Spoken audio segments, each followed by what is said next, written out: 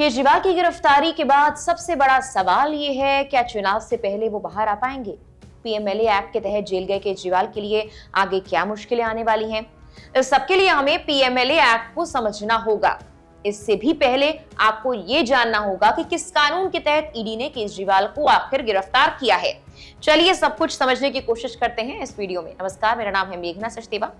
News 18 की एक report के मुताबिक सुप्रीम कोर्ट के अधिवक्ता सुकुमार कहते हैं, सेक्शन 50 पीएमएलए एक्ट के तहत ईडी वैसे व्यक्ति को जिनके बारे में ईडी के पास कुछ सबूत आ जाते हैं, चाहे वो डॉक्यूमेंट्री हो या विटनेस का हो, ईडी समन जारी करती है। सेक्शन 50 के तहत समन करने का कतई ये मतलब नहीं होता कि उस शख्स को गिरफ्तार कर लिया जाएगा। हालांकि ये जरूर है कि सेक्शन 50 का मतलब है कि ईडी आपसे डॉक्यूमेंट्स मांगती है, तो आप डॉक्यूमेंट्स दें, बयान दर्ज करें और जो भी ईडी कहे वो जवाब दें। आप अपने बयान टाइम पर जाकर दर्ज कराएं। लेकिन अगर कोई शख्स बार बार समन का जवाब नहीं दे रहा, ना पेश हो रहा, तब ईडी सेक्शन 19 पीएमएलए एक्ट के तहत उस शख्स को गिरफ्तार कर सकती है। केजरीवाल के मामले में बार बार समन देने के बाद भी ईडी के सामने वो पेश नहीं हो रहे थे। अब ये जान लेते हैं कि आखिर ये पीएमएलए एक्ट है क्या, जिसके तहत केजरीवाल की मुश्किलें बढ़ने वाली हैं और हो सकता है कि उन्हें बेल मिलने में भी दिक्कतों का सामना करना पड़े।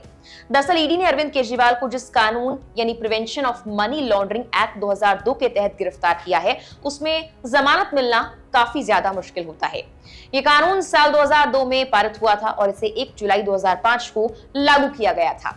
इस कानून का मुख्य उद्देश्य मनी लॉन्ड्रिंग को रोकना है। साल 2012 में पीएमएलए में संशोधन कर बैंकों, म्यूचुअल फंड्स, बीमा कंपनियों को भी इसके दायरे में लाया गया था। इस कानून की धारा 45 में आरोपी की जमानत के लिए 2 कठोर शर्तें भी हैं। पीएमएलए के तहत सारे अपराध संज्ञेय और गैर जमानती होंगे। इस कानून में अग्रिम जमानत का प्रावधान नहीं है। ईडी को पीएमएलए कानून के तहत कुछ शर्तों के साथ बिना वारंट आरोपी के परिसरों की तलाशी लेने और उसे गिरफ्तार करने, संपत्ति जब्त करने और कुर्की का अधिकार भी प्राप्त है। पीएमएलए के तहत अरेस्ट होने वाले को ही अदालत में ये साबित करना होगा कि उस पर लगे आरोप बेबुनियाद हैं। जेल में रहते हुए आरोपी के लिए खुद को निर्दोष साबित कर पाना आसान नहीं होता। एक एग्जाम्पल के तौर पर लीजिए कि दिल्ली की आम आदमी पार्टी की सरकार के ही 2 पूर्व मंत्री मनीष सिसोदिया, सत्येंद्र जैन दोनों पीएमएलए के तहत ही जेल में हैं। एक और आम आदमी पार्टी नेता संजय सिंह भी पीएमएलए के तहत ही गिरफ्तार किए गए और फिलहाल जेल में हैं। मौजूदा सरकार ने 2018 में पीएमएलए में एक और संशोधन करते हुए इसकी धारा 45 में आरोपी की जमानत के लिए 2 कठोर शर्तें जोड़ दी।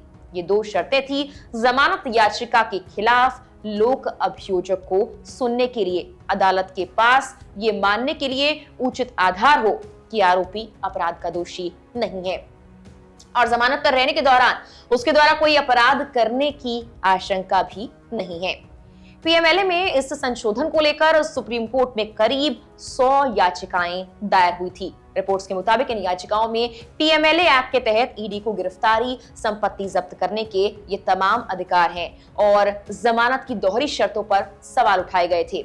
याचिकाओं में ईडी को मिले इन अधिकारों को भी सीआरपीसी के दायरे से बाहर बताते हुए पीएमएलए एक्ट को असंवैधानिक बताया गया था। सुप्रीम कोर्ट ने इस मामले को लेकर 27 जुलाई 2022 को अपना फैसला सुनाया था और ईडी के अधिकारों को बरकरार रखा।